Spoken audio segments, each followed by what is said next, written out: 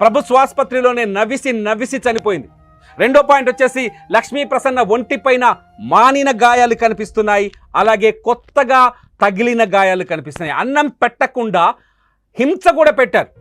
నరేష్ బాబు నిత్యం ఆమెపై దాడి చేశాడని ఆమె కుటుంబ సభ్యులు పదే చెప్తున్నారు. నరేష్ బాబు నిత్యం ఆమెని హింస పెట్టాడని, చిత్రహింసలకు గురి చేశారని, ఆమె ఒంటిపైన ఉన్న గాయాలే సాక్ష్యాలు చెబుతున్నాయని ఆమె కుటుంబ సభ్యులు చెప్తున్నారు. పోనీ ఇతనికి కట్నం ఇవ్వలేదా, డబ్బులు ఇవ్వలేదా?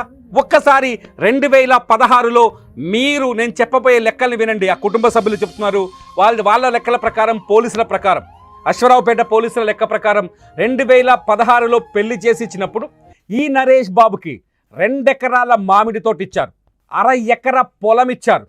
గుర్తుపెట్టుకోండి, 2 ఎకరాల మామిడి తోట, 1/2 ఎకరా పొలం ఇచ్చారు. 10 లక్షల రూపాయల నగదిచ్చారు.